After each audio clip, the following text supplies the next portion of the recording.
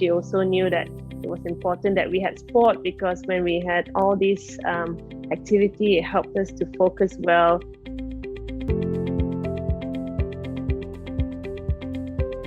You know, when we talk about children, very often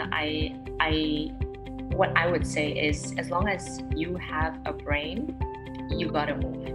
With parents, they have to also exercise themselves, so they have to find time for that. So why not exercise with your kids? Like, do things with your kids so that they have that same fun and use that energy to work out with you as well. Same as adults, if a person doesn't move enough, they're not getting the right stimulation or enough stimulation to get them going. Just have those online workout programs that it's maybe more friendly for both the parent and the kid to work together and just have fun with it. I think it only takes like maybe 15-20 minutes for them to just get moving, get grooving. Eating well is very important, because actually if you want to have a good brain, you need to have a good gut. So a healthy gut gives us a healthy brain, and vice versa. As I started playing more squash, I realized that my body needed the food, the fuel, the supplements. So I had to eat all that I could grab, like the carbs for energy and the protein that will sustain my muscles, because I was growing. When I came to playing at a professional level and being at the top, I realized very quickly that I can't just eat anything. It took a while to get used to it, but I made sure I had enough food, because it really helps me with my training and my competition to perform well. Because we live in Malaysia and we have amazing food. Everybody loves to eat. But what we eat is really going to make us who we are. We are what we eat, and we function according to what we eat. So what do people do? Very often they eat white bread, which is simple carbs, and it doesn't give you the protein that you need. It gives you sugar, which then makes you hungry faster and then gets you hyper, and then you get into trouble in school. I say take more protein in the morning for them to go to school and focus, because protein feeds the prefrontal cortex. Communication is not only verbal. It's action. It's your tone of voice when you speak. Don't underestimate the ability of children to understand. For children, you just have to understand that they are little human beings, just like us, you know? And so whatever we don't like, they don't like. And we have to have empathy for children. Put yourself in their shoes and understand why they're retaliating.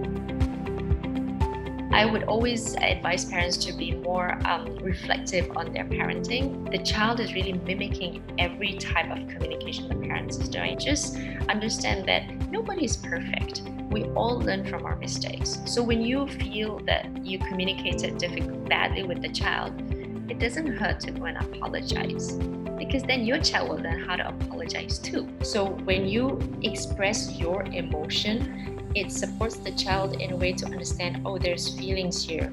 And you have to also recognize the child's emotion. We run this thing called meaningful activation. You need to give these children a meaning and a reason to learn. Learning has to be natural. So if this child is not exposed to more things around her, to have that ability to associate, so that association skills come when they're exposed to more things. My child, when she was young, we put up documentaries, and we sat there with her talking about what she was seeing in the documentaries. So the BBC documentary, all done. And when you do that, the kids are so exposed to what they see on screens, and then you can talk about it. When you go out into the streets, you can say, oh, remember that bird? Do you remember this car? We talked about this engine or whatever, this dog and this cat, anything, this plant. So when you have this kind of association going on, then it means something. Then the child may want to learn more. Your kids will probably lead from example. When my parents actually played squash for fun, socially too. So when they were playing squash, then my sisters had lessons, and then I joined them with the lessons. People that want to get their kids to play is to have other kids to play a sport together, and they have fun as a group. You know, like have their fun, their friends. So those sort of things, you don't have to maybe force them, but maybe create the environment for them to feel like they're comfortable playing this sport or this game, and realize that, oh yeah, you know, even on jumping on a trampoline or something, that's fun. So why not do that? Do an audit on yourself and how the family is. Are you getting enough exercise, good food, good communication? There's actually many more.